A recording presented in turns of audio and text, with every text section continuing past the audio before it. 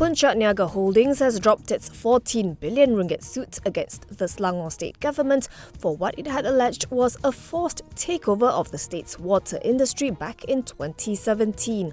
The suit was filed following the takeover of PNSB Water and a 70% stake in Syabas from Puncak Niaga by the state for 1.55 billion ringgit cash, which it claimed was lower than the two companies' value of 2.08 billion ringgit to 2.35 billion ringgit. It also sought loss of business opportunities amounting to 13.496 billion ringgit plus interest. In a filing today, Puncak Niaga said it decided to discontinue the claims after careful consideration of the fact that the 6-year claim has yet to proceed to trial in court. It said its decision was also due to evolving change in the challenging business environments regulating Puncak Niaga, where its operations are entirely in Malaysia. The group said it is also seeking to avoid incurring more resources and costs to pursue the matter in court.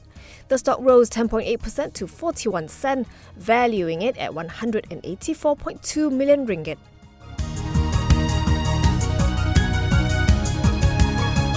Communications and Digital Minister Fahmi Fadzil said all participating mobile network operators will hold equal stakes in the government-owned 5G network infrastructure outfit DNB. Met after officiating Ericsson Imagine Live Malaysia 2023, he said the telcos are finalising the share subscription agreement with DNB and the matter should be concluded very soon. In July, Fahmi announced that 5 telcos will take up the stakes in DNB: Celcom Digi, Maxis, Telekom Malaysia, U Mobile and YTL Communications. According to him, the 5G network coverage of populated areas in Malaysia has reached 68.8% as of August 31st and is on track to achieve the 80% target by the end of this year or early 2024. Earlier, Fahmi was also reported as saying DNB's CEO is expected to be announced after the agreements are finalised. The position has been vacant since March this year, after Augustus Rolf Marshall stepped down upon the expiry of his 2-year contract.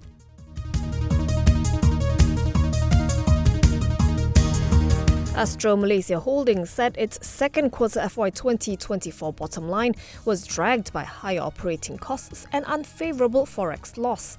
Quarterly net profit slumped by 76% to 23.65 million ringgit. This as revenue shrank 5.6% to 869.82 million ringgit due to a fall in subscription revenue and merchandise sales.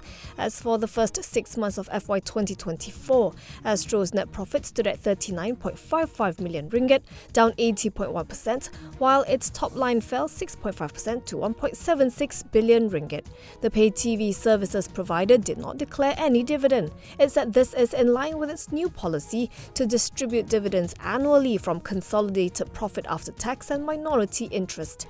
This is aimed at balancing the need to reinvest in the growth of adjacent businesses while also preserving liquidity to strengthen its balance sheet and pay out dividends.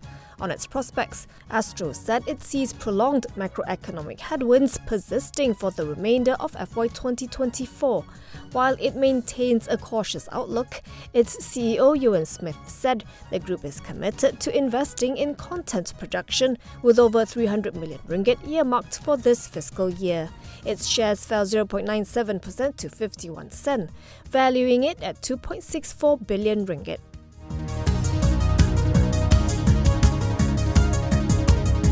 Bumi Armada said its subsidiary Armada Akia has signed a production sharing contract with Indonesia's Ministry of Energy and Mineral Resources for exploration in the Tarakan Basin of the North Kalimantan province. In a BORS filing on Monday, the oil and gas service provider said its co-bidder for the project, Pexco Tarakan, has also entered into the exploration agreement. The contract covers an area of 8,394 square kilometres and contains the Astro and HLIB oil and gas discoveries. Bumi Armada will provide and operate a floating production, storage and operation and a floating liquid natural gas or gas pipeline for the development. It said Pexco is an independent upstream exploration and production group of companies, and the group currently operates 2 production sharing contracts in Indonesia. Shares in Bumi Armada closed 2.65% lower to 55 sen, giving it a market capitalization of 4.78 billion ringgit. HLIB Research expects the benchmark FBM KLCI to return to the 1,465 points level in the third quarter of this year. This would be thanks to potential window dressing activities during the period and Prime Minister Datuk Sri Anwar Ibrahim's productive visit to the United States. The recent conclusion of the 6 state elections is also expected to bring about an improvement in risk appetite and a pickup in merger and acquisition activity. The benchmark index last flitted around that level in February. As of 5 p.m, the KLCI was down 0.47% at 1,443.45. In a note today, the research house said that despite the composite index tracking a downturn on Wall Street and facing technical challenges, it is expected to extend its sideways consolidation phase amid the risk-off environment. The research house advised investors to buy on dips to take advantage of a more promising fourth quarter 2023, setting a year-end target of 1,530 points.